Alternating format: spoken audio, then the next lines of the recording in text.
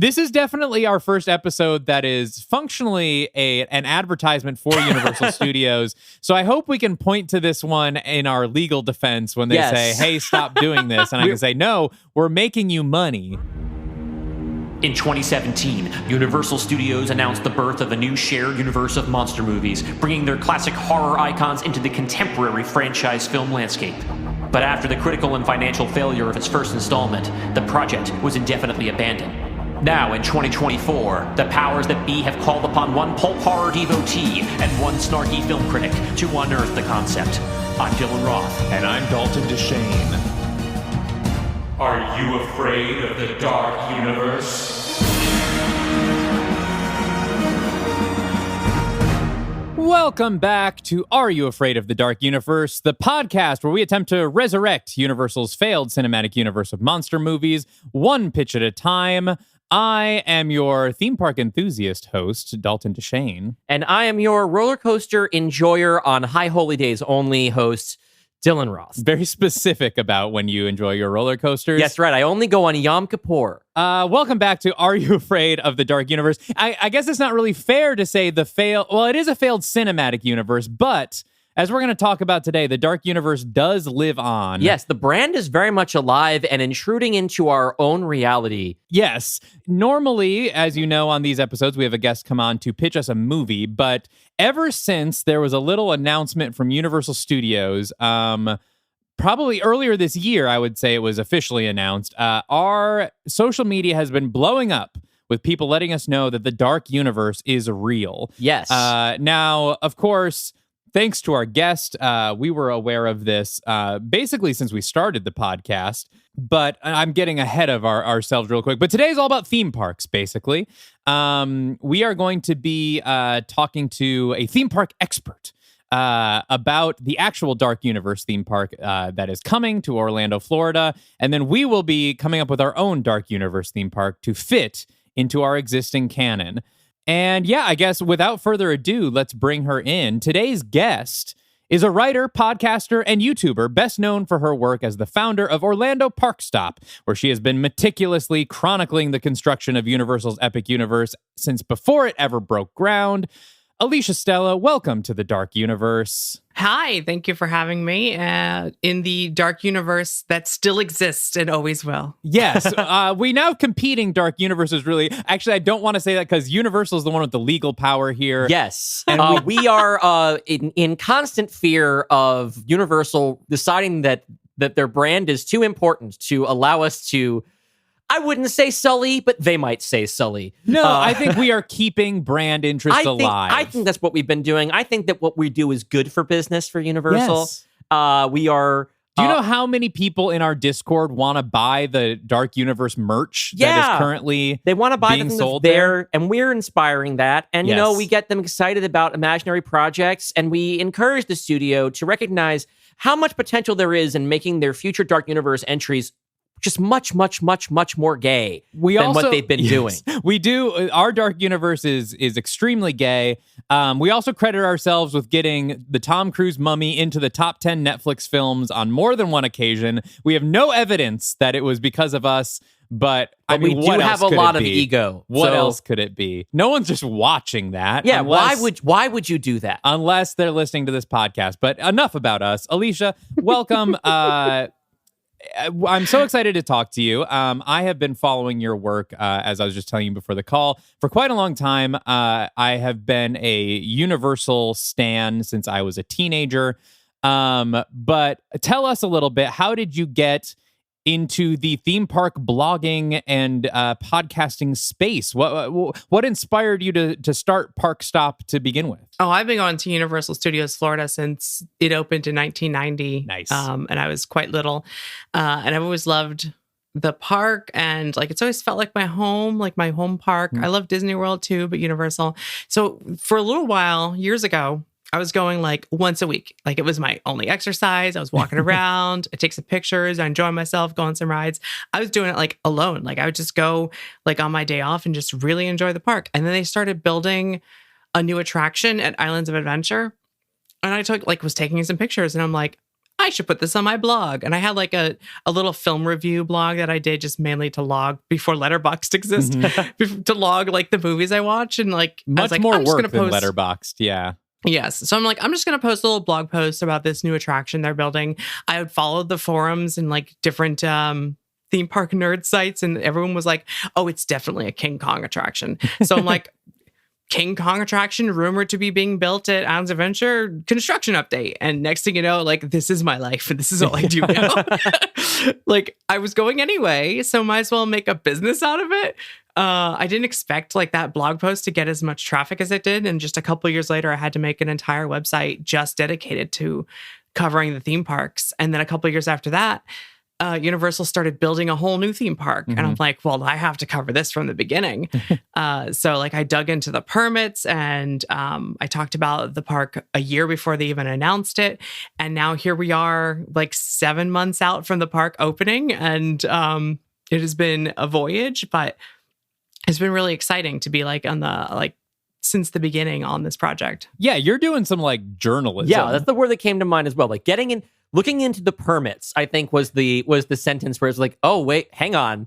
I think this is for fucking real. What I like about ParkStop, I think the most is like your track record is like pristine. Like I like theme park rumors can get nuts and be all over the place. And I remember like back like Islands of Adventure rumors and stuff. There were so many things swirling around and then so many things ended up not being the case. And so when you were talking about it at first, you were like, well, this is going to be a dark universe area. I was like, I hope so, but you know, like it would be so weird for, you know, like everyone's so like IP invested now. Like, of course, yeah, like Nintendo, they're going to do another Harry Potter. It not only is it an IP, it is 100-year-old IP. Yeah. It is tried and true. It is tried, yeah.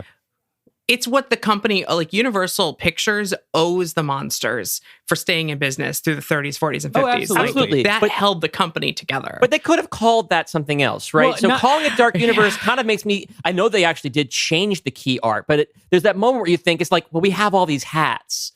So we gotta call it Dark Universe. Well, I was just surprised they were going to do Universal Monsters anyway, because I feel like the trend now is new IP. Like that's like we see Disney going all in on Guardians of the Galaxy and Marvel stuff and Star Wars and like contemporary stuff, and not really doing a lot for their older IP. And like the Universal Monsters are also like pretty public domain, you know, like you can't, like anyone could have a Frankenstein attraction. Yeah.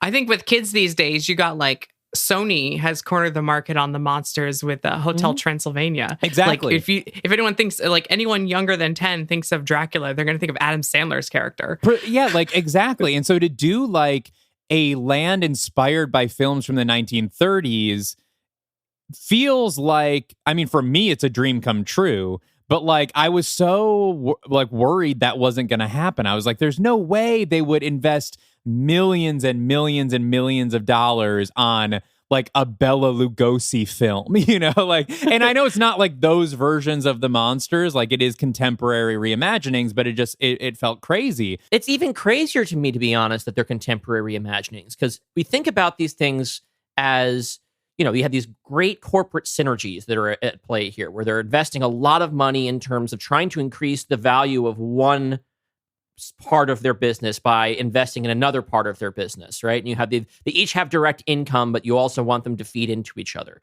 But the idea that like they're not making the movies right now. What they're doing is they're actually doing what's something that as a film critic and film goer I'm more interested in, which is handing these properties or ideas to directors and letting them run wild, like with Lee Whannell did with Invisible Man, is about to do with The Wolfman. These are not remakes of these 1930s things, or even direct adaptations of the H.G. Wells novel. That's very different for Invisible Man. But they don't appear to be using that at all in the theme park. They're starting from scratch. And they look very cool. There's actually history to this concept where Islands of Adventure, when they were designing it, originally it was going to be all cartoons, and then they didn't get the rights to Warner Brothers, so they changed their mind to do like adventure, and they wanted to do something in-house for one of the sections, and it was coming down to either myths and legends or the Universal Monsters. And they ended up going with the Lost Continent because they thought it was more of a broad term, like they wanted the adventure of mythology. So it's more exciting and not as eerie or scary. They didn't want to go in that direction, but there was definitely a lot of people in-house, like Universal Creative, who wanted to do a whole land on Universal Monsters. And they're like, we'll let you do it as an expansion. We'll let you do it later. So where Harry Potter Hogsmeade ended up going, where the actual like Harry Potter castle ride went, was originally going to be a Van Helsing attraction when the movie was being made. And they designed it with the Kuka arm system and everything that Forbidden Journey ended up getting. And they were very close to doing it. And the movie didn't do so well. And then they got the Harry Potter rights for theme parks and they shelved it again. So when they went to go build a new theme park, they're like, okay, we have this property with this property. We have to do something with DreamWorks because we spent billions of dollars on this. And we're going to do more Harry Potter. What do you want for your in-house property? What do you want for your original land? And they're like, well, funny you say that. We'd like to do an original land with an in-house property. So the Dark Universe land is an original concept using pre-existing characters.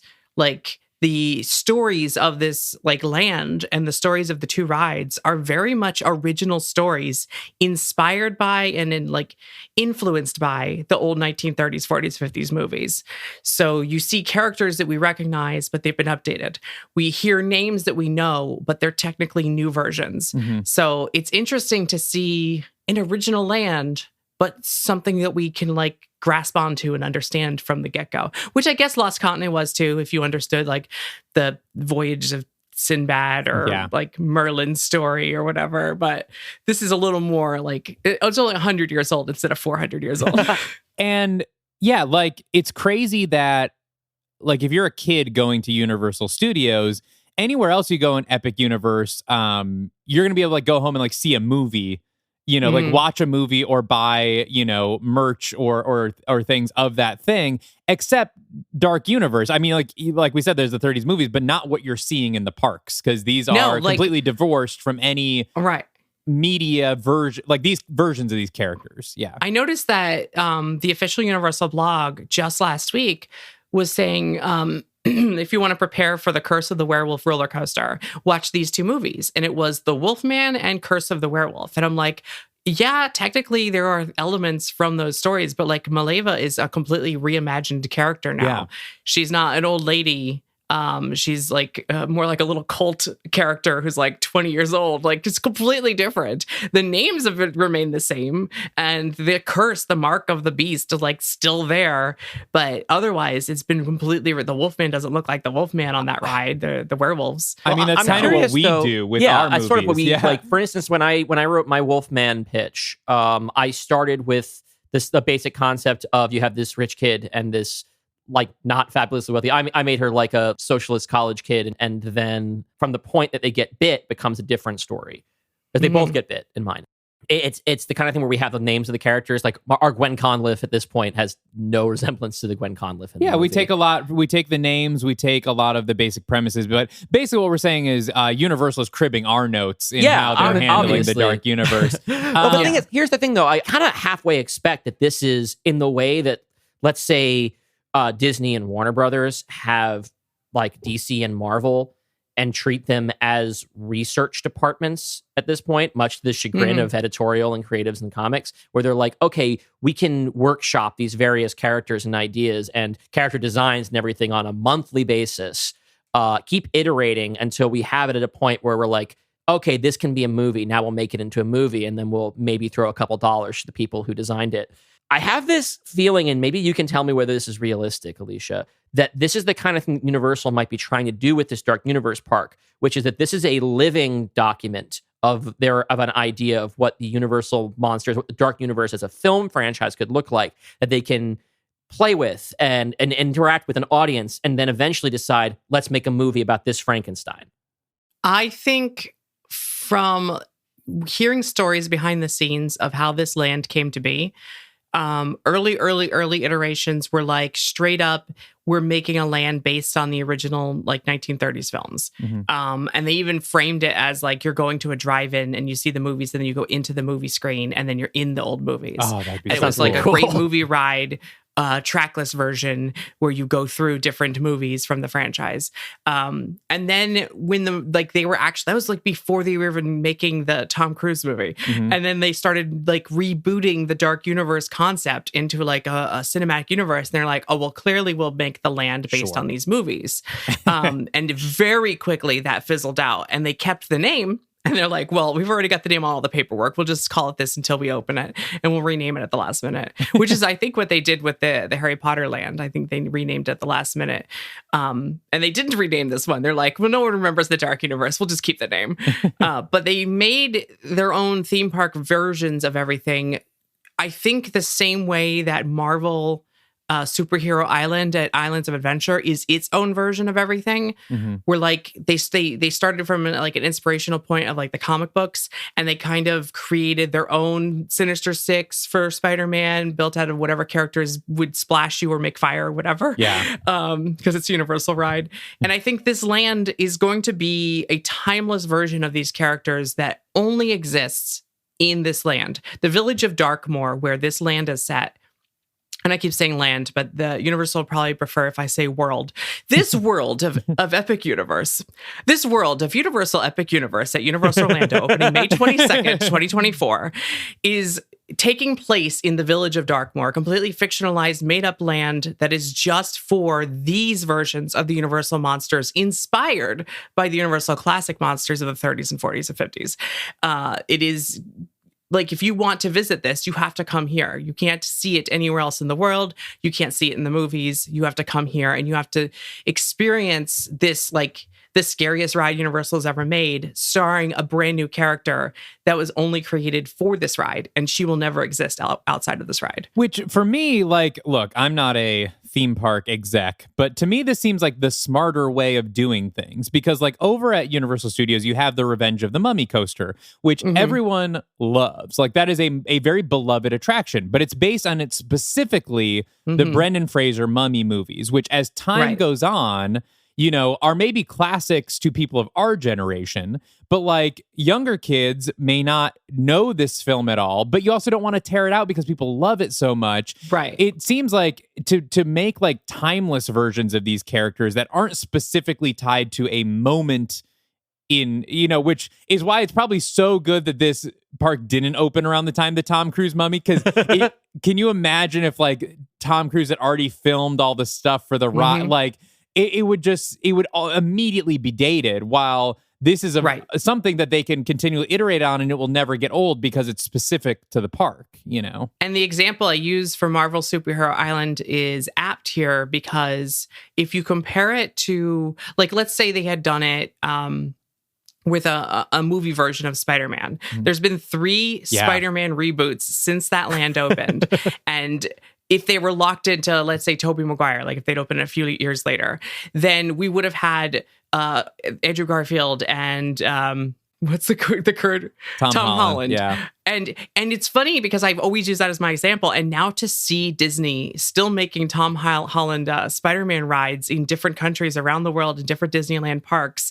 Like, they're making one in Shanghai right now, and they make one more Spider-Man movie with this actor, and then he's done. And then they're going to reboot it because Sony is obsessed with rebooting Spider-Man with a different actor. Those rides are all immediately outdated. You go on the Guardians of the Galaxy attraction over in California Adventure, you got Baby Groot. You come over to Disney World, you got a different version of grown-up Groot, which takes place in the era that we have adolescent Groot, which doesn't even make sense anymore. And I'm like, Gamora is not even the right Gamora, because she's actually lost her memory. And they're like, well, it's okay because the rides take place in an alternate dimension. And I'm like, well, then I don't care. Emotionally, I have no connection to these characters. These aren't the ones from the movies. Yeah, like, you might as well just use the comics versions, because the comics versions, there's a template for that. Right, you know? and they always end up resetting. But we've gotten they're not timeless, is what I'm saying. Yes, exactly. Well, no, that's I appreciate that explanation, because for me, I live in movie world, and theme park world is kind of an adjacent world that I poke my head into occasionally, because I hang out with Dalton and enjoy Defunctland. But like, it's so for me, I'm also, you know, I'm fairly cynical about like Hollywood and the movie business, and so when I see anything about some intellectual property being refreshed in any medium, I tend to be like, well, here comes this is all about building some other thing. Every product is also a promotional effort for some other product, and the idea that is usually how things work in theme parks. But this does. You've made such a great argument for why this shouldn't do that beyond the beyond the sort of dorky thing, and like maybe I don't know, smug critic thing being like, well, because I wouldn't like it. No, this is why it's in their best interests not to do it. And it does make the park more appealing. You still sell the merch from whatever is the hottest, newest thing in this land, because it is a synergy thing. These are recognizable names of characters. Like Frankenstein still goes like this, it goes fire bad. Like it's still close enough that you can synergize within the land. Even in the Jurassic Park land at Islands of Adventure, whenever there's a new property, a new movie coming out, Camp Cretaceous, they put banners up everywhere. They sell the merch. Like it's still, you're in the universe. You might as well synergize. But at the same time, you can be timeless because that land's based on the original film and not whatever flash in the pan next current thing they're doing that we'll forget in 10 years is out. Yeah. And I will say that in the Universal Studios Florida park, there is the horror makeup show, which has a lot of inspiration from the Universal monsters. And there is a shrine to the 2017 Tom Cruise mummy, the Dark Universe mummy. People in the Discord know because I took my holy pilgrimage to the site and took pictures of Amenet's sarcophagus and the script with 18 writers on it and all that. But you cannot find a single piece of Tom Cruise mummy merch anywhere in the parks. There is a mummy roller coaster, like I said, but all of the gift shop merch is either generic mummy stuff or Brendan Fraser mummy stuff. Can we get one Amenet plushie? Give me one Amenet plushie. Come on, Universal. What's funny about that horror makeup show lobby display is that every year since like 1992, they have like rotated out different props from different movies, different costumes. And that movie, so bad, so powerful, it has ended that tradition. Yes! That like, it has cursed the horror makeup show lobby to no longer replace the props display, and it is forever locked in time. Lives. The Dark Universe lives. You can't keep a good mummy down. And no one else wants that stuff. So it's like, where are you going to put it? Yeah, it's true. Usually it has to go somewhere else. Yeah. You're like, The Indiana Jones warehouse is full. Yeah, they can't put any more mummy shit in there. Yeah, they don't want it.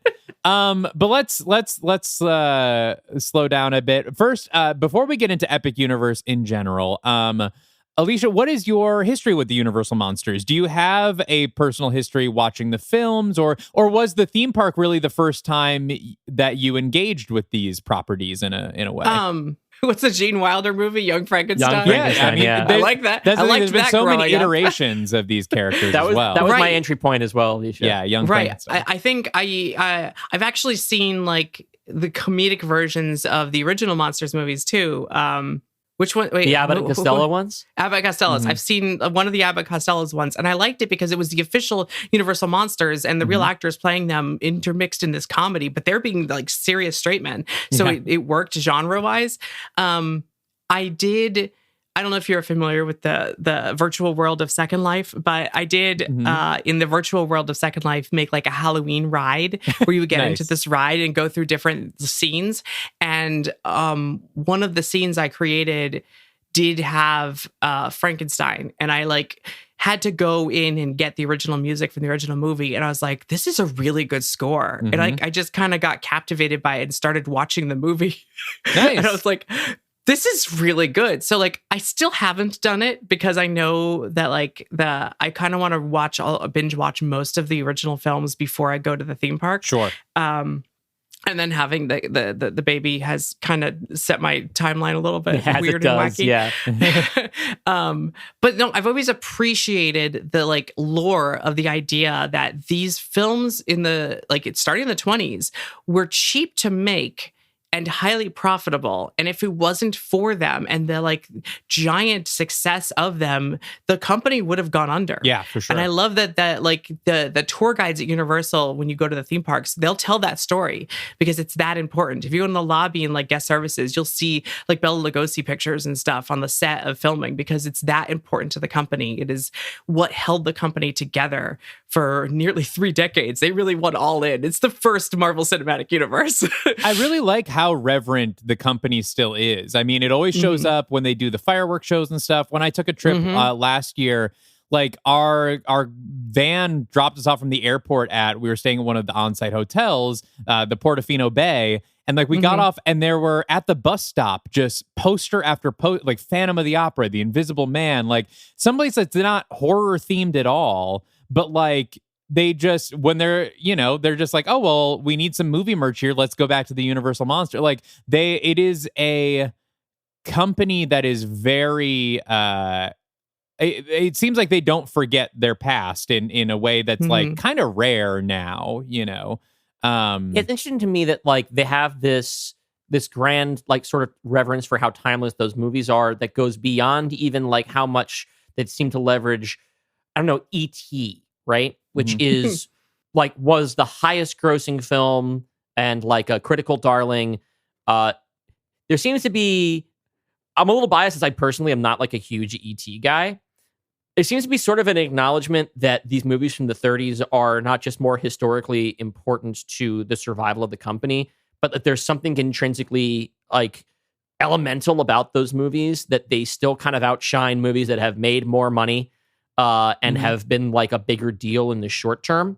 Well, like the idea of Frankenstein with bolts in his neck and green face is so intertwined with Halloween. Yeah. And that image itself was created by Universal Pictures. Yeah. Yeah. For a long time, like you couldn't depict Frankenstein like that because that version of Frankenstein was still under copyright, which I guess isn't the case anymore. But like when Hammer started doing their own recreations of Universal monster movies, they had to be very careful that their versions could not visually look like the Universal monsters because... And then they would get distributed by Universal overseas anyway. Yeah. So let's talk about Epic Universe. Let's zoom out a little bit because I know from experience that a lot of people that there's a lot of people that don't go to theme parks because of access, money, things like that. Ooh, wow. We got some swag here. If you're looking to the video episode, we got a map of the park right there. Looking gorgeous. Where is it? Where is it? It's here. It's hiding. There's up Dark here. Universe. Should be the dark one, You right? can also Dark. see, if you're watching the video, Dylan and I have backgrounds. This is the concept art for the Castle Frankenstein. Dylan and I have the burning blade you're behind me. But I know that a lot of people are unfamiliar with how theme parks work. You start talking about like different gates and people don't know, Like I remember when Harry Potter Hogsmeade opened, people thought it was an entire theme park that was just Harry Potter. People don't realize that Universal Studios even is more than one park, that there's Universal Studios and Islands of Adventure and now Epic Universe. So Alicia, give us the dummies guide to Epic Universe, what this is and what it entails. So this will be a new theme park in Orlando from Universal, their third normal theme park. They also have a water park. So if they say it's their fourth park, that's why. Yeah. And in this theme park, Epic Universe, they have 5 worlds. And they're Nintendo, How to Train Your Dragon, more Harry Potter. And then the whole center of the park is its own world, and it's called Celestial Park, because that sounds like Central Park. I think that's why they named it that. And it's got some rides of its own and some shops and dining. And then in the corner, next to an in-park hotel, there's a whole nother world just for Dark Universe. And they call it worlds because you have to enter it through a portal. You actually enter this world. And if you've ever been to Universal Studios Florida, it's very similar to Diagon Alley, where you have to find this secret entrance through a brick wall. And then you're in a whole nother world on the other side. This is like that. You go through a warp pipe and you're in Super Nintendo World.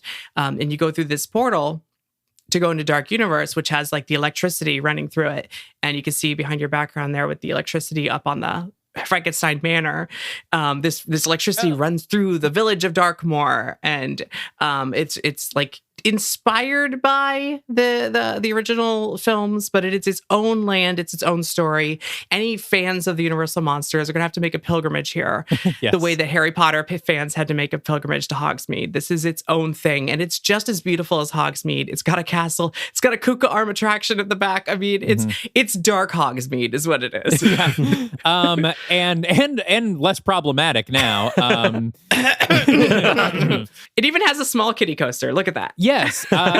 Yeah. So for people that might be wondering, so this is not an entire theme park. Like, it's not going to have No. 18 rides inspired by the Universal Monsters. 1/5 of a full theme park. Yes. And as you said, that will also include a Nintendo World that has a Mario Kart attraction and a Donkey Kong attraction. The How to Train Your Dragon will have several attractions inside it. But yeah, this is like, Fantasyland or something. It's like an area of the park. But let's dive into what is going to be inside Dark Universe. Let's maybe go sort of attraction by attraction or spot by spot. What would be listed on the theme park map? What are we going to find in Dark Universe when it opens? When you first enter, you'll make your way through this old graveyard. Of course. And there's actually photo ops where you can stand in a coffin, like in front of an open grave, which is like so great for this. Like, it's very theme park. It's embracing it and its cheesiness, but it's done so seriously. So you'll also see like a crypt that is a secret entrance down to the catacombs beneath the village. Oh. And there's always a rolling fog coming out of it. There's also a well in the center of the village of Darkmoor as you approach it. And it has like this red puff of smoke coming out. And this well is actually how they transport blood down to the catacombs where the vampires live. So Dylan they've got a lot of closing backstory. his eyes and visualizing this. It sounds pretty cool. Dylan is in his mind palace right now, visiting Darkmoor. So on the left side of this village street, this old like European street that's been run down and it's just dark and dreary, perpetually trapped in fog, like it's just scary. On the left side is the retail area, and you have Pretorius's Scientific Oddities, and there's like different little guys in jars and stuff around, and you can buy all of the merchandise for the land. And then there's also a Be a Monster like boutique where you can, like, if you've ever been to Disney, they have the Bippity Boppity boutique and you can be a princess. You get into a chair and they'll turn you into a monster at this boutique. I also want to shout out real quick, gay icon Ernest Thesiger, who played Dr. Pretorius way back in Bride of Frankenstein, now getting a theme park land named after his character.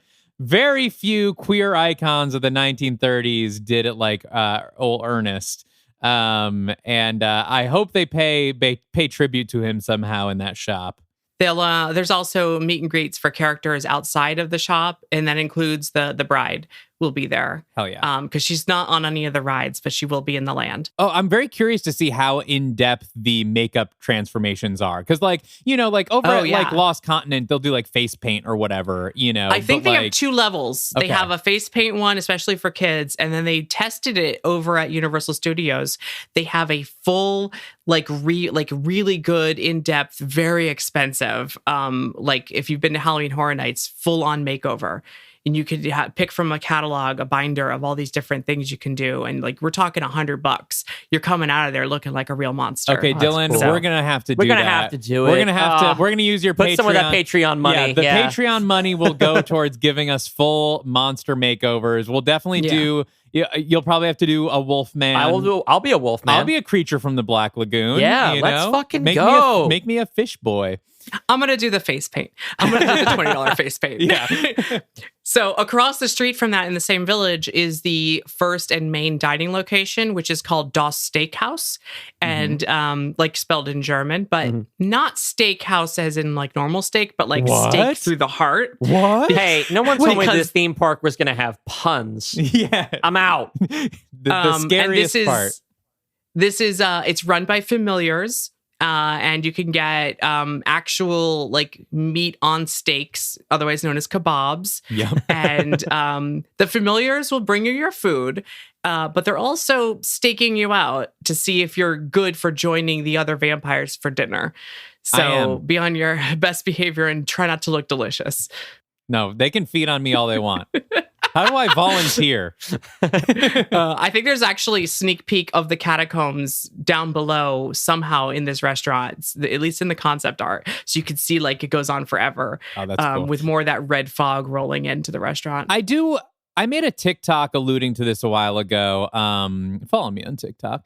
But do we think Universal is prepared for the number of monster fuckers that will be appearing at this theme park? Like, I feel like more people are going to be going to Dark Universe for Tumblr horny reasons than maybe any other theme park at Universal Studios. Not that anyone's going to be inappropriate, but there are going to be people that are like, yeah, I'm not scared. I'm ready.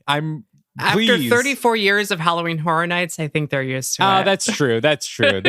There's definitely some stans who come every single night for their favorites. Are you afraid of the Dark Universe, listeners? Please be respectful to the cast members and staff of these theme parks. Never. And animatronics. And animatronics. And animatronics. For our benefit, at the very least. Animatronics cannot consent. So you hands off. At the end of the street is the Frankenstein Manor, which houses the main attraction for this land, which is named Monsters Unchained: The Frankenstein Experiment. Right. And this is a way to incorporate all of the Universal monsters into one, what I would call a high-tech haunted mansion, like from Disney. Mm-hmm. It uses a robotic arm ride system. So you start in what looks like the Doom buggies from Haunted Mansion, but then you fly. But while on a track and moving through. And what's great about this ride system is that it can put you really up and close to the other characters, the animatronics, and do more intimate scenes, but then also open up the area and do big, broad scenes. And it actually takes place in the catacombs beneath the castle. And a new character, Dr. Victoria Frankenstein, the great-great-granddaughter of the original Dr. Frankenstein. Again, from the cribbing Universal from our films. notes. Yeah, we did something similar, but... For clarification, Dalton revised the Frankenstein story so that the creator of Frankenstein's monster is the daughter of Dr. Victor Frankenstein, who reconstructs her own father into Frankenstein's monster. I like that. Basically, That's just dark. to fuck It's good. with them because they hated each other. Yes. Played by Alicia Vikander. Yes. And the monster is Javier Bardem as originally cast in the Dark Universe. Anyway, just in case anybody's here and they want to hear from Alicia, we got to pitch our thing to them. Go back to episode 2. Episode 2, I pitched my version of Frankenstein. Let's go back to the whole beginning of the episode. Yeah. See, it's an idea so good that other people came up with it too. Yes.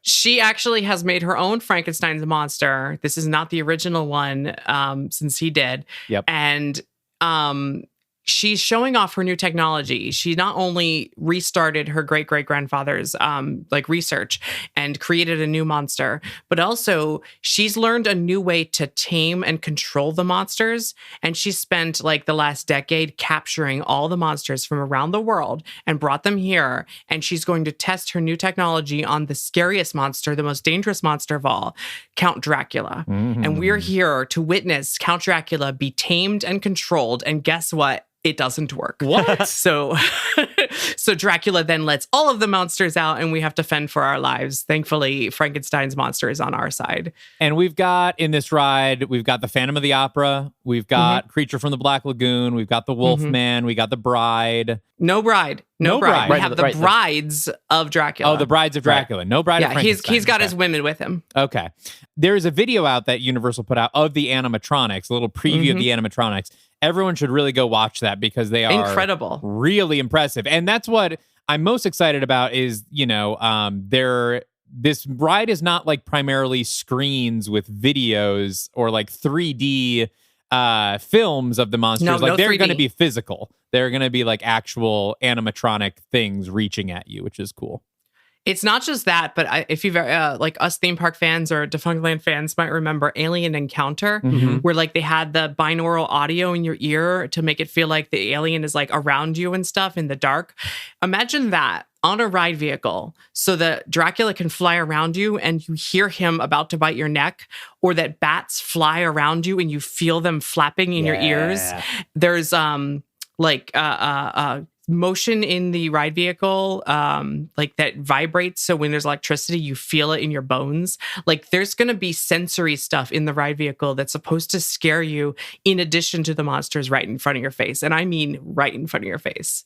They will actually pull blood out of your neck. You will have to have a cookie afterwards, Honestly, like you do when you get your blood drawn. For what this is going to cost me, I better die. Yeah. But I better kill me. I'm really looking forward to doing this. I have not. Dalton does 1 or 2 theme park trips a year, right? Well, I don't know about that. I took my first one in like 5 years last year. I mean, obviously the pandemic put a kind of kibosh on that for a while. I try to go once every year or 2 years. I haven't been on. So I grew up near Great Adventure in Jackson, New Jersey. Six Flags. Yeah, and I used to get to go. I got to see an amusement park, not a theme park. There's a I mean, there are themed areas. There are themed rides. There's 3 different Batman rides and whatnot. Mm-hmm. But I think to me, primarily that's a coaster park. Yes, there's like sure. I think when I went, there were like 8 steel coasters, including the tallest in the world and the fastest in the world. Those are probably bullshit. I grew up probably not really the tallest or Cedar fastest. Point, which is very similar. But yeah. I used to go that, and I haven't been on a roller coaster now in 6 to 8 years. Really? I would like to be on a roller coaster. We live in the same city as Coney Island. You got the Cyclone, baby. I haven't been on the Cyclone. Anytime I'm Cyclone there, I'm there for rocks. hot dog purposes. Yeah. Before you have the hot dogs, go on the Cyclone. Okay, I got to go when I'm with people other than my wife, who does not take roller coasters, or my son, who is 2 years old. Yes. So where I am in my life right now is that an event like going to Epic Universe is really an event to look forward to. It is we get to live in New York, a place where people are like, yeah, I get to go to New York once. Be like, this is probably like, I probably get to go once, right? Mm-hmm. Sounds pretty worth it. Sounds pretty cool. But yeah, they should take my blood. They should definitely take some of my blood if I'm going to go. They should kill you. Yes. And that's not even all. There's more in Dark Universe. Real quickly, right out front of that is DeLacy's Cottage, which serves cinnamon bread and twisted taters and other fun snacks. And then you go to the other ride, which is called Curse of the Werewolf, which is a fairly short spinning roller coaster attraction that originally they were planning on doing a show here, and they changed it like pretty late in the game into this roller coaster. But it is a spinning coaster that it doesn't go upside down. It goes through this like one show scene back and forth 3 times. And in there are werewolves that are trying to eat you. Mm-hmm. And the idea is that you get onto the ride vehicle and Mileva says, oh, you're cursed, by the way. You're going to turn into a werewolf. And then you leave. And then you're being chased by werewolves. And then it ends. But it's a nice little bonus attraction for the kiddies. You know, it's a pretty tame coaster, except for the giant werewolves that are 10 feet long and trying to eat you. Yeah, basically you're on a coaster track, but the cars you're on are free spinning. So as you go along the track, gravity and momentum and however will just sort of spin you around in whatever way. And I think you're back. You to might back not spin with, very much. You could spin a lot. It really depends on weight distribution and rotation of the Earth. Who knows? And the curse, depending on how badly cursed are you you? are. Yeah. Did you arrive pre-cursed? How many times have you ridden the coaster? Are there any potential side effects or what's the word they use when you have 2 pharmaceuticals that are I don't know, just contraindications? There you go. Interactions. Yes. And there's one last thing in the land, as pictured there, the Burning Blade Tavern. Is a windmill-themed tavern which serves food and will have monster hunters regaling you with stories of all of their kills. And every 10 minutes or so, it bursts into flames. Oh, God, thank you. I was about to ask, is it on fire? Yes. Oh, yeah. Yes! Oh, yeah. It happens. I say every 10 minutes or so, but I forgot what they said. It might be every half hour, but they actually like have the bell tower at the entrance to the land go off, so you know when it's about to burst into flames. So you can get over to there and take your pictures. And it uses 2 different kinds of fuel, so it's visible during the day and at night. There you go. Excellent. I can't wait to see Dark Universe at night. By the way, that's going to be pretty cool. I tell you what. Not only do I want to go the first year, I am tickled by the idea of them doing something special in 2031 for the 100th anniversary of both Dracula and Frankenstein. Mm-hmm. And for some reason, I have imagined that they've figured out a way to make the place feel monochrome. I I'm sure the technology does not exist yet, but that they're working on it. Yes, they will make your vision black and white when you enter. Hit me over the head really hard when I enter. It's already painted in such a way that it's almost black and white. Yeah. Like even if you look in the pictures behind y'all's heads, like it's got little specks of color. The electricity is blue. Some of the lighting is yellow or amber, but most of the like actual painted structures are all black and white. Like it is trying to be so drab and desaturated that it feels like you're in an old movie or a land so old it's forgotten to time. And then the pops of color, like the fire and the electricity, really hit harder. You know, I mean, I do think though that if you walk into this place wearing like a bright red jacket, they should give you replace your jacket or show you the door. Yeah, they throw a cloak over you. And oh my God, cloaks! Good, like old fashioned like poncho, like like a Van Helsing cape. Yeah, like in a drab brown. In the Harry Potter world, they sell like the $200 wizarding robes or whatever. Here, I want to buy like a tattered burlap like cloak. Yes. That's like $300. Can you make me look like I have been cowering in my cottage for the past month? Because of all of the various monster attacks, all of my neighbors have lost at least one family member, and I just don't want to go outside, and I haven't done laundry, and in fact, laundry may not have been invented, and I'm so tired. I'm sorry, sir. You have too many teeth and fingers to be in this land. We're going to have to send you to the catacombs. This is definitely our first episode that is functionally an advertisement for Universal Studios, so I hope we can point to this one in our legal defense when they say, hey, stop doing this, and I can say, no, we're making you money. We're also really hoping for press passes. We won't pretend that we're above sucking up a little bit here. Yeah, we have dedicated the last 2.5 years of our lives to this shit, and we want to go experience the real thing. Don't worry, Alicia's the homie now. Alicia's gonna hook us up with media passes. Alicia, you're not required to be the homie. They don't like me. Well, they don't, well, I guess you're all the permit hunting and whatnot. Keep in mind, my first video about this new theme park was a year before they announced it, and it was about this land. And I talked about how it would have a Kuka Ride Arm attraction and how it would have a steakhouse like restaurant. Like I talked about a lot of the things that came true. They don't want me spoiling things before they even announce they're doing a theme park. That's true. Let's talk during the break about, do you happen to have any foresight in Tuesday's election? Because unfortunately, no. Alicia is giving us the classic Galaxy Quest kill signal, and we're ignoring it, just like the great Sigourney Weaver. Well, I agree. We are dead. It is strange that they would put all this money into making a dark universe like this when clearly in a couple years when our dark universe films come out in theaters, they're going to have to rebrand the entire theme park to fit the movies that are coming out. So we're going to take a break. And when we come back, the three of us are going to go around and pitch some new ideas for dark universe rides. And Dylan and I are going to work them into our canon so we can make an actual Are You Afraid of the Dark Universe theme park based on the characters you know and love from our canon, assuming you've listened to the show before and this isn't your first episode. If it is, you're about to get a little crash course. Yes. So we're going to take a quick break and we'll be right back with Alicia Stella right after this.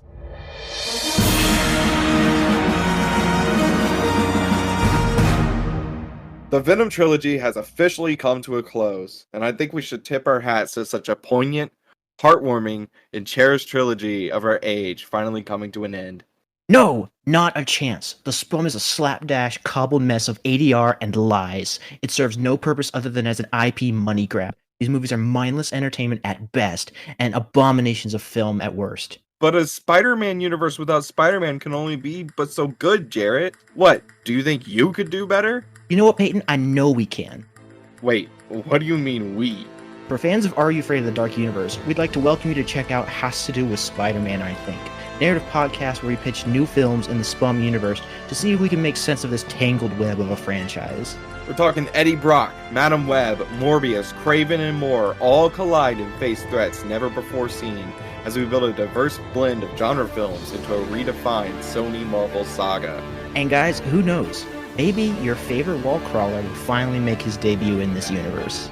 Tune in to Has to Do with Spider-Man, I Think. every first and third Sunday. Available now on all of your favorite podcatchers.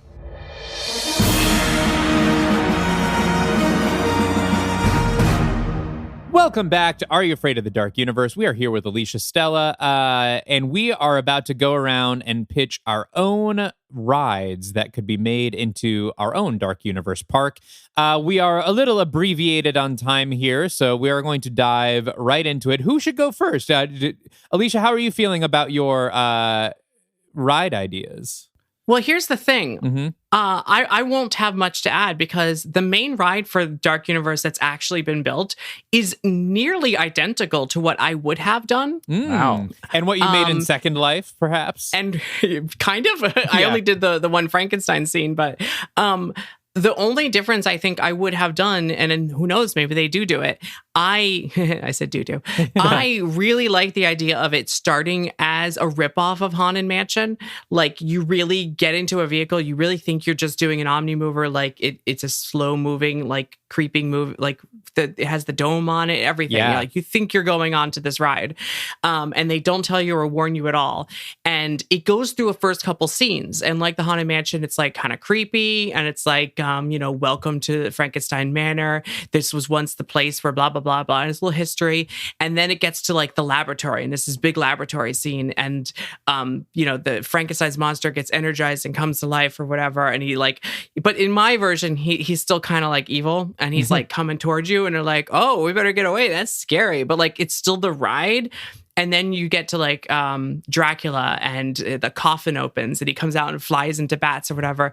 And then something hits your ride vehicle and goes off kilter. And suddenly, out of nowhere, the ride vehicle starts flying. And you had no idea it could do that. And you've already gone through 3 scenes where you've just been like slowly creeping along this ride path. And I think it would blow everyone's mind and like kind of bridge the gap between the old way rides work and the new way rides work. And then all hell breaks loose and Dracula lets all the monsters out. And essentially the same ride they were already building. I just think the intro could have been a little more subtle. I like that, because then like you're almost using the mechanics of the ride as a jump scare. In a way, like I really like full on flume. Yeah, like because it goes 15 feet up in the air, and like you're starting on the ground level, it just whoa, and you fly up toward Dracula, like he does this or something really cool. Like he Darth Vaders you up to him. Yes. I always like the idea of like when you can do something that subverts expectations in that way. Like obviously theme park nerds are going to know what they're getting into, and it'll just be the thrill of the execution of it. Unless, of course, you get to be like one of the first people on there and it's been in a black box. Yeah. I mean, that's a really cool and unique experience. But you got to think about like the kids, right? Where they're like, oh, I think I know what this is. And then whoosh, that would absolutely kick ass. Now, part of Dylan and I's job here as we're going around pitching these things is fitting these into our canon. Because we of course want to get some IP money from these parks. Right. We are all about brand integration here on Are You Afraid of the Dark Universe? And what you're saying, I think, actually, with the Haunted Mansion ride. So in our universe, Castle Frankenstein existed in the 1800s and now is part of a ski resort. There is a ski resort in Switzerland. And Frankenstein's Castle is just sort of a historic landmark on the site. I like the idea of what if after Cassie and Victor take it over, they do turn it into like a tourist attraction. And so you're in these little cars. It's like a little automated tour. It should be a ski lift, right? Yeah, you could be on like a ski lift style car. And maybe there's even like a scene where like you're indoors, but it looks like you're approaching the castle, right? Like, so you can sort of see it in its grandeur, and then you go over and now you're inside the castle and it seems normal, but then Elsa Falk appears. Right. Something goes wrong. Evil bride of Frankenstein. Played by Gwendolyn Christie.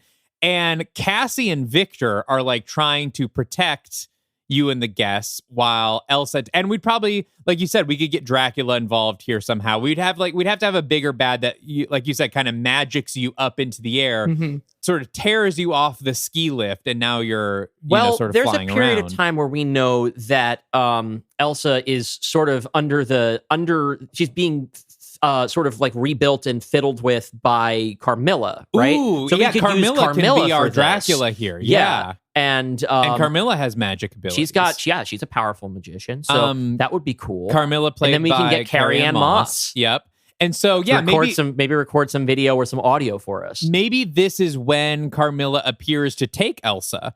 Is like Carmilla has arrived to take Elsa right as this tour group is going through, right? And so, Carmilla sort of rips you off the thing, and Carmilla has her, lackeys, like we get Catherine Newton back, who unfortunately dies too quickly in our universe.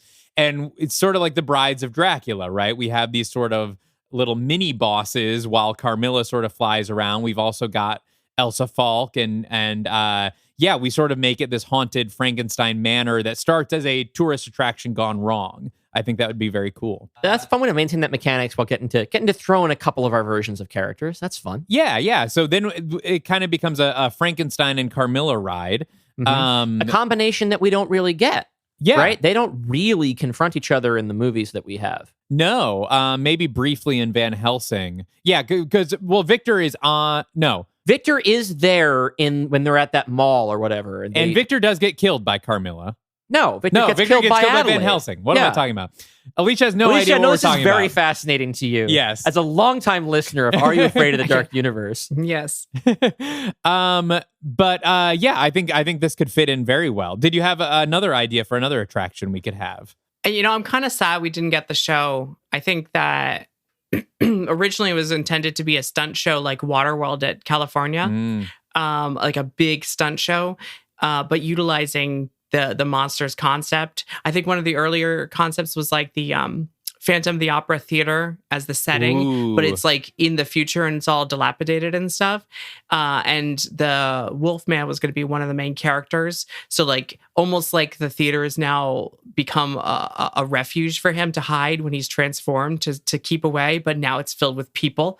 Like I think that's a neat idea, and I like can't get it out of my head that we unfortunately didn't get that. I kind of like to then segue into, because I think this overlaps a lot with one of the ones that I wanted to pitch. Oh, I was wondering if you would have, because I was having ideas about that with our Phantom of the Opera, but it sounds like maybe you already have a Phantom of the Opera ride. Well, idea. We were texting, and in order to try and avoid pitching the same things, we decided we would try and keep our pitches to center around movies that each of us wrote.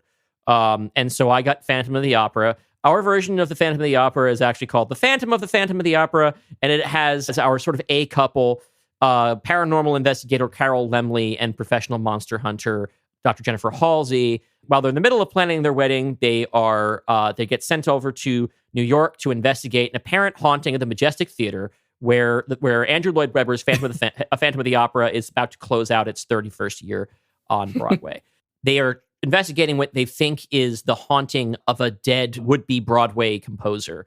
At the same time, the Invisible Man's been hanging out there after a horrible trauma. I was about to say, this sounds like something Blumhouse would make that's very grounded in reality, but using the tropes of the original concept. Ours is a musical comedy. It is an actual musical. We wrote songs. And so my thought was to do the Phantom of the Opera stunt show. And nice. There you go. You would have a theater that would be set up like the Majestic, which in turn is set up like the Opera House in the musical / the movies / the book. And you would go as the audience member. You go as if you're going to see a performance of Phantom of the Opera. Mm-hmm. And then as it begins, just as we do in our movie. In the pre-show, of course, we would have like a video of like, an usher being like, oh, but some spooky things have been happening around here, right? Like, right. Kind of like premise. We set it up like you're going to see the play in the world of our film, where Broadway has been the site of a bunch of weird supernatural goings-on that we learn later are actually the Invisible Man, Jack Griffin, moping. So you go to Phantom of the Opera. We will license the first song from Phantom, and then we will have the chandelier. We have to save the chandelier for the end. We will have a light appear to crush that actor's head, just like in our movie. Everything goes crazy, but instead of the show stopping, as it would in the film, and then investigation happening, the investigation happens immediately. You might have two plants in the audience who are portraying Carol and Jenny. They get up, they go on stage, they start looking for the paranormal what's-its, and a bunch of other spooky things happen while everyone else must stay in their seats for their own safety. Yes. The seats themselves may be rigged to bounce or interact in some way with the action as it happens, and it all closes out with a stunt spectacular battle between Jenny and our Phantom, Claudia Lawrence. There can be a sword fight. I know there's not a sword fight in there, but I feel like a gun fight and then a fist fight. A stunt show. I want swords. Well, right? also, I like the idea of Jack Griffin being involved. Because then we can have some invisible... Have some, like things moving on their own, maybe using, like, wires or projection technology or something to look like things are moving themselves. I would love for there to be a bit where they're by people's seats. There could be a little automated system where it can seem as if the Invisible Man is trying to scooch past an entire row of people. Oh, that would just be like, fun. excuse me, pardon me, and so your seat's getting kind of jostled because he's like trying to climb through. And of course, we could cheat and have that happen at every row, right? Right, of course. And then in the end, of course, the chandelier has to fall on Claudia. We will figure out a safe way to do this on stage. Well, the way they sometimes do it in Broadway is the chandelier is above the audience. And then it goes on an angle, falls, right? And then swing. Like, we could do it. It falls over the audience, but stops before it hits, and then swings and hits Claudia on the stage. That's more or less how I imagine it happening in the script as well, because in that thing, they are doing this at the Majestic, and the track that it's on is not a straight down. It's anyway. The idea is that it would be an immersive stunt show that kind of parallels the plot of the film, but has it be more interactive, super condensed, and lets the audience enjoy the peril. I love the idea of just an Invisible Man stunt show because, like, especially with our and I think it merges perfectly with our Phantom of the Opera because that theater setting is so good. It makes it make sense that you would be in like seating and like looking at a stage like within the world, you know. It's just, I think, a funny coincidence that it overlaps with this canceled show that Alicia was telling us about, where you're once again mashing up the setting of the Phantom of the Opera with a different Universal monster. We just happen to have taken that idea in a different direction. I really like the idea of the Wolfman hanging out in there. I do wish that they would build that. Yeah. Well, there is an expansion plot back to the actual Dark Universe land that the rumor was they were going to phase 2 do a Creature from the Black Lagoon boat ride. I don't like the way you said like was. It's not I don't still know what, the plan? I haven't heard it in like 4 years. I mean, it could be. That's the thing about Universal. They'll like just sit there and like, okay, let's build it. But they also might be, well, let's build this instead. So who knows? But the idea was more like an indoor, like the Jaws ride was back in the day, but inside. And one of the rumors was like the creature boards the boat, the lights go out, and then when the lights come back on, the boat is sinking while you're in it and like taking on water and listing down. But like there's movements, like he you hear the floppy sounds of his feet like get onto the boat or whatever. Oh, man, and again, it was more of a psychological thing where you hear a lot of it and then the lights come on and he's like right up on the boat in your face. I think you're supposed to try to like murder the skipper who's piloting the boat. Like there was a lot of stuff in the rumor that if it was to happen, it would be amazing. But they do have that plot of land there to build a third attraction eventually. Well, that is a great segue into one of my ride ideas. Because, of course, I had to come up with some sort of Black Lagoon attraction, that being one of my franchises in our Dark Universe. The thing to know about our Black Lagoon is that it is a sort of metaphysical space. It is not a physical lagoon. It is a lagoon that serves as the barrier between life and death. It is sort of like the river Styx, that when you die, you pass through the lagoon. My idea is based on mostly technologies that do exist. This would be a very expensive attraction. And a couple that I want to shout out before I get into it. One of the technologies is currently being used on the Hagrid coaster at Universal, which is where you'll be on sort of one coaster track, and then the track itself drops down onto a lower track. That happens in the Forbidden Forest area on the Hagrid coaster. And then also there is a type of coaster that I should have looked up the name of that's becoming very popular now. They're about to open one at Cedar Point where the track appears to end. And then the section of track that your coaster car is on sort of detaches and tilts until the front of the track connects. Like a teeter-totter. Yeah, it tilts like a teeter-totter until the front of the track connects with a downward slope and then you drop. The one part of this that I've never seen on a theme park attraction that we would have to figure out is I need a coaster car that can actually go through water at one point. So we're going to pretend that Universal Creative has figured out how to do that. Do you mean like the bottom part of it or the whole thing we're all underwater and drowning? No, not underwater. Just like a coaster car that can also be a boat ride for a short amount of time. Listen, as I've demonstrated, there is a market for people who do want to die on the Yes, rides. yeah. So my idea for a ride is that we kill you. There are definitely. I mean, technically, Splash Mountain turns into a roller coaster when it goes down the drop. It does not require water for that drop. Journey to Atlantis at SeaWorld Orlando has a spiral moment that is a roller coaster moment, just, even though it's a free floating boat ride for most of the ride. Okay. And Mock Rides just invented a rocking boat ride that can like rock and move. It is suspended to a track underneath the water, so it still has a buoyancy, but then can climb out of the water and do tracked stuff like a roller coaster. Okay. So there are 3 examples off the top of my head for the last 30 years Boom. that can do what you want it to do. This is going to be perfect. this is why then. we bring the fucking experts on the this is show. why we have the experts here. So my idea for a ride, I'm taking the title, Dylan, that you used for your sequel, or didn't use for your sequel, but it came up with Beneath the Black Lagoon. It's the name of the ride.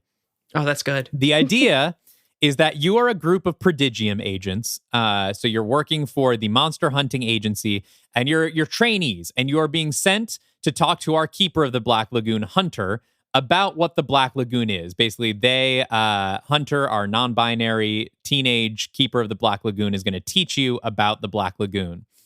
And so it starts, your vehicle is kind of going on a coaster track through the jungle, kind of slowly, because that's where the Black Lagoon has manifested. Right, Dylan? you get to have a little bit of the classic Black Lagoon setting in there. Yes, yeah, we're just sort of in the jungle. Hunter is, we hear Hunter's voice maybe through speakers kind of guiding us. Oh, we're about to go see the sigils and the egg sac and everything. And then suddenly the lights go out and the car accelerates down a hill. We sort of have a sudden drop. And at the bottom, you splash into a pool of water. Lights come up and you are in the Black Lagoon. So there is the big lagoon of water around you. You can see it's indoors, but it's made to look like the stars and the moon above you, right? Like a night scene. And Hunter's panicking because Hunter's like, wait, we shouldn't be able to be here unless we're all close to death. Unless for some reason we're all about to die, we shouldn't be in the Black Lagoon. And so you're floating through the lagoon and suddenly you see the cave under the water in front of you, like it lights up. This is the portal to death in our world. And Hunter's like, we got to get out of here. This isn't according to the plan. A fin comes out in the water ahead of you and starts racing towards your boat. And at the last second, an animatronic creature begins to pop up from the water. The lights go out and your track drops. So the idea here is like we would have to drain the water. It would be technologically complex, but essentially you'd be in the water, a little area around the boat would drain and you would drop down onto a lower track. So it'd be like you're kind of plunging through the water, but not actually. You're not drowning. Are you sure? You land on a track underneath, and now it is like you've sort of reversed. You can see, like, we'll use like some sort of projection to make it look like the water is above you, like the surface of the water is hovering above you somewhere, while the stars and moon are now below you, like, you know, lights and stuff. And a coaster section starts. So we're zooming through the lagoon. The cave is in front of us. We plow into the cave. Now there's like a coaster section through the rocks and stuff of the cave. An animatronic creature is swiping at us. Like we're basically being chased by the creature through the cave. Sort of like the raptors on the Velocicoaster. You know, you'll see them pop out or a little statue somewhere. Hunter says they know where we can hide. We come to a stop in another showroom, which is the cave where Hunter is shown the lagoon in our first movie. There's a little light show of bioluminescence through the cave. It's very beautiful. We get this moment of beauty. But then we hear the creature roar. We zoom through another coaster section. I like the idea of the coaster kind of corkscrewing. And while it does so, the set also rotates around, like not actually moves, but like the design of the set So it's like the ground is always underneath you as you corkscrew, which would be very disorienting gravity-wise. All right, let me catch up with my notes here. I want this ride. We finally stop at the stone well that leads to hell. There's a big well.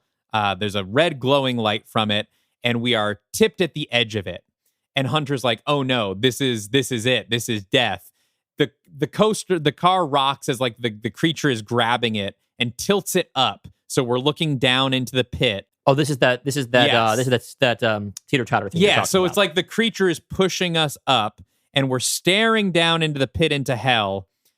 And the whole time Hunter's like, I don't know why we're here. Like, does anyone know why we've arrived here? Or why are we close to death? Or is like who here's got depression? Yeah, who here is gonna kill us all? Why are we here? We drop down the pit. There's a splash of water. They spray us with water. It's kind of like the end of Revenge of the Mummy, where you're sort of on a coaster through hell. And then right before like the end of the ride, we hear Hunter say, "Wait, I know, I've got it." And we emerge back into the jungle. And we see a video of Hunter holding an amulet. And he's like, "One of you brought this cursed amulet with you from the Prodigium head." Like Indrid is not going to be happy when he hears about this. Like, you don't bring cursed amulets to the lagoon. Okay, can we have one of the staff hand some lucky kid, "Here, you get a special prize," and then we scold that kid at the end of the ride. You weren't supposed to bring that back. Yeah. And then of course, as you approach the exit, Hunter's like, "Well, guess there's no better intro to the Black Lagoon than to experience it. Consider yourselves experts and very lucky."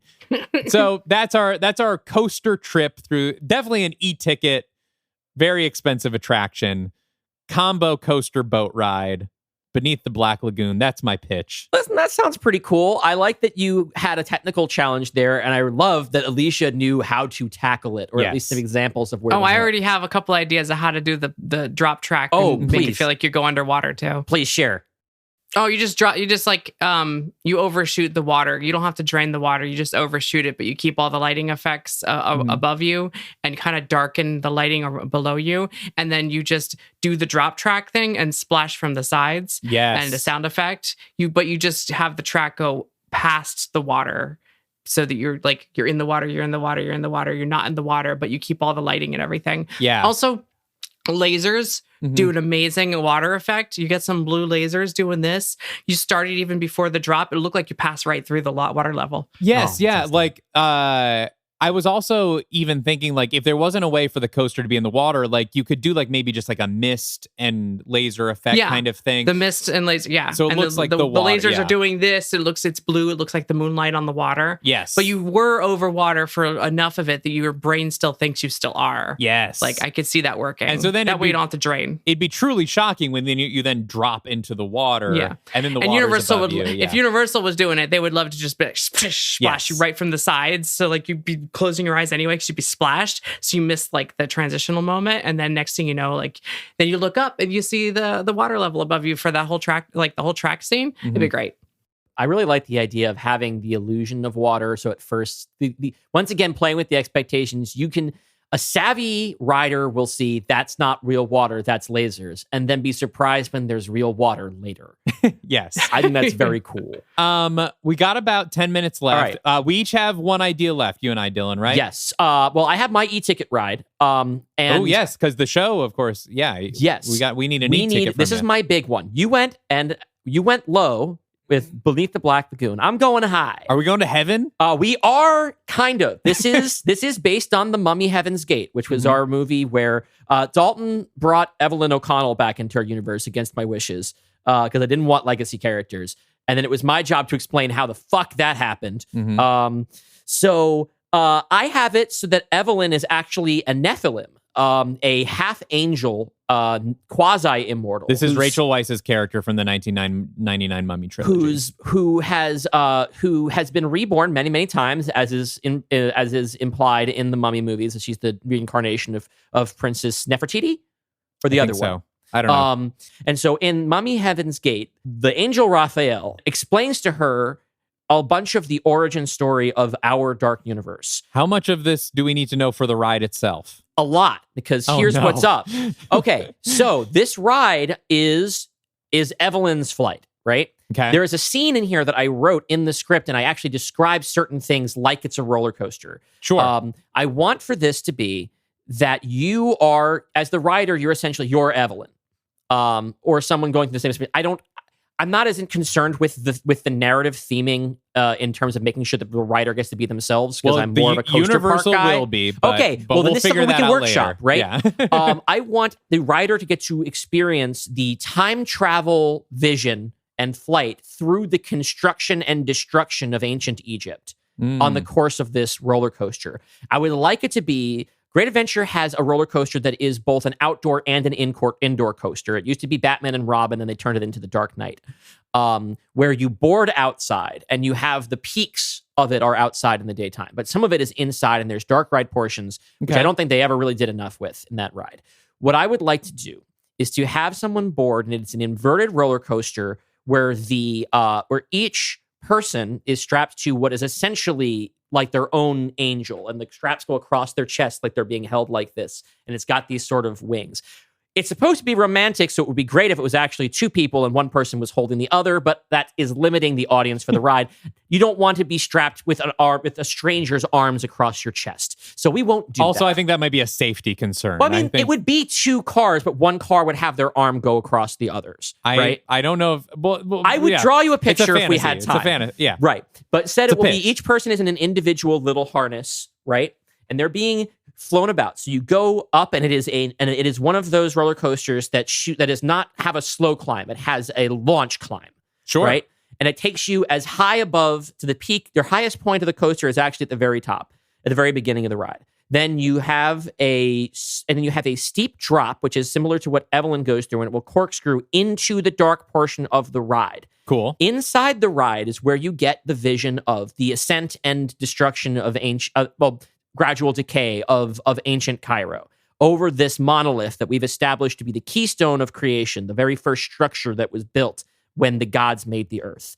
And I want to use some kind of holography inside this space. So the space itself is changing and growing as you fall. You're falling and you're spinning, and you are watching buildings being constructed and then being sacked and reconstructed as you are going down, first a tight corkscrew and then a long winding spiral. And so the environment around you is changing. You are having the thrill of a long roller coaster drop, but you are also getting a dazzling time travel effect that as you go down, the world is changing and you are experiencing centuries over the course of your drop. Then you can come out of the dark space and you can have some more just regular roller coaster stuff. But that was kind of my high concept. Yeah, I like the idea of like having like 360 screens, basically, you know, that you're kind of spiraling through and seeing. I was curious if technology exists to create transparent structures that you can light from within to watch them appear to be built and then deconstructed. Yeah, you can illuminate scrims as the skin of a structure and illuminate it bit by bit so that it looks like it's appearing. Yeah. So we'll talk to creative. We'll talk to the technology team. So I have less narrative other than like I don't need to take Alicia's time with more of the narrative, but I basically want to reproduce that section of the film, that whole exposition sequence. Mm-hmm. I like that. Like in the time machine where he looks around and sees time flowing around him. Yes. I like the idea that you'd be corkscrewing around and it around you is happening. That's a really cool concept. Thank you. Let's build it. Let's build it. Yeah. We only need a few $1 million. Dalton, you have 4 more minutes of Alicia's time to pitch your other ride. That's okay. My last one is very fast. It's not a ride. It's a restaurant because we need some restaurants. We do need restaurants. And so, of course, we need an invisible chef restaurant. Of course. Because our Jack Griffin is a chef. He has his own brand of restaurants called the Invisible Chef. And so here we would have a variety of, I think, clear drinks, various cocktails, mocktails, sodas that are all transparent. They're all clear. The specialty item will be a dessert item called the Mr. Jellophane pie, because there are many pies out there that are now made with clear gelatin. You can find these on TikTok and YouTube and Instagram Reels that use a clear gelatin in a pie crust, so it would be an invisible pie, basically. We would also have other food items inspired by the Dark Universe. We would have, of course, Hunter's sweet potato tamales from our holiday special. We would have Dudley's king-size tostones because Dudley becomes our King Kong. So we would have a plantain dish of basically extra-large tostones. You could get a Bloody Maria for our Dracula's daughter, Maria Zaleska. Carol's Portland Poultry Bites. I like that. Also, we've made that a family friendly. We've twisted it. So, okay. Yes, the Poultry Bites, which would be chicken nuggets, essentially. And of course, because our Jack Griffin loves to be naked and get hit in the groin, we have gourmet meatballs. I wouldn't say he loves it, Dalton. But it does happen a lot. So gourmet meatballs.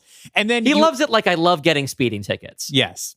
And it's similar to like at the Toadstool Cafe where you can see the toads. I was going to say, is there a window where you can see things like moving without the... Absolutely. Okay. Yes, you can see... I feel like that's necessary. You can see the invisible chefs, like, you know, pans flipping themselves and like all the stuff in the kitchen moving. Yeah, stirring. Yeah. Okay. It would actually be fun if like it wasn't video screens, but like props that are like... Oh, yeah, absolutely. That are like automated. Yeah. The bowl slides across, the wooden spoon starts spinning on its own, the bowl moves back, the bowl tips over. Hands are flying in the air. Yeah. I don't want to put anybody out of work, but I do think it would be cool if it had invisible waiters.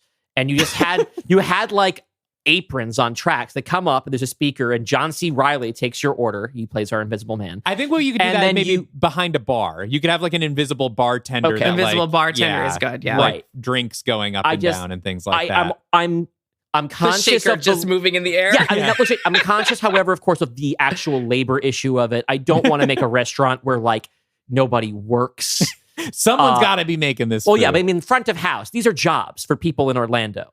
But it's that sounds like fun. So there would be an invisible chef restaurant. At some point, you know, like we would see like the invisible, you know, chefs working in the back, and I think it'd be fun if every once in a while you heard Carol's voice come up being like, "Jack, are all your chefs naked here? That's a health code violation. That's a health code. You got to put some clothes on these guys, you know." But yeah, that is my final idea, and so that's 3 e-ticket attractions. We have a Black Lagoon ride, mummy-inspired Heaven ride. But we can call it a Cairo ride, okay? A Cairo ride. Okay, yeah. I don't want to. It's Florida, especially. I don't want to. I'm not looking to. Look, our movie's already upset people. Yeah, we'll have a mummy. So a mummy coaster, a Frankenstein castle coaster that starts as a haunted mansion and then changes into some sort of KUKA system. We have a Phantom of the Opera live show. And we have a restaurant, right? That's a pretty good Dark Universe theme park, I think. We've covered most of our bases. Mm-hmm. If anyone out there has ideas for how you would work our Dark Universe characters into theme parks, please let us know. And in the meantime, Alicia, I know you got to go. What do you want to plug? Tell our fans where to find you. I'm sure we have a lot of theme park fans in our audience, and they should all be enjoying your content. So where can they find you? You have to subscribe to Theme ParkStop over on YouTube to see the conclusion of the construction of Epic Universe, the triumphant end of this 6-year journey that I've been on. The website is orlandoparkstop.com, and you can find me on social media as Alicia Stella. Yes, please. I mean, if you want to see all the things we've been talking about, Alicia's videos are very detailed. You can see the castle, you can see the Burning Blade Tavern. Like, this stuff is mostly constructed at this point. And Alicia works with a fantastic drone footage specialist named Helicopter. Is it helicopter? It's helicopter. How do they have a helicopter? Well, it's rented out. I don't think drone footage is technically allowed over the private property. But helicopter footage is? That's wild. You have to be much higher up. FAA rules. Wow. Well, shout out to BioReconstruct for the amazing footage that I don't know their pronouns, uses to capture this stuff. Follow BioReconstruct as well on social media. But yes, watch these videos. Alicia is fantastic and will take you through the rest of Epic Universe as well. Alicia, thank you for joining us in the Dark Universe and helping us build our own Dark Universe theme park. We're going to let you go now. We know you got a kiddo to take care of. Thank you so much, Alicia. Great to have you on. Thank you. Well, that was Alicia Stella, perhaps the most normal person we've ever had on the show. Very knowledgeable. Please check her videos out. I've been wanting to do a theme park episode since we started this. I know. We finally found this was the right way to do it, I think. This was the right way to do it. I love the idea of a Dark Universe theme park. And I mean, there is going to be a real one, but look, our characters deserve some time in the sun as well. In the Florida sun, that bright Florida sun. I know we have listeners and patrons who are in Orlando. We've heard from people who have or do work the parks. We have a patron that's working on Epic Universe right now. Yeah. But anyway, you can find us, speaking of Patreon, at patreon.com/Dylan and Dalton. And we have some patrons we want to shout out right now, don't we, Dylan? Yes, we do. I want to give a big thank. That's right. Just me, not Dalton. I want to thank. No, I am also grateful. Oh, I don't know. I'm the one with all the names here. That's true. Dylan's. You don't even know their names, Dalton. I know them. I totally know them off the top of my head, and I'm not reading from a list right now.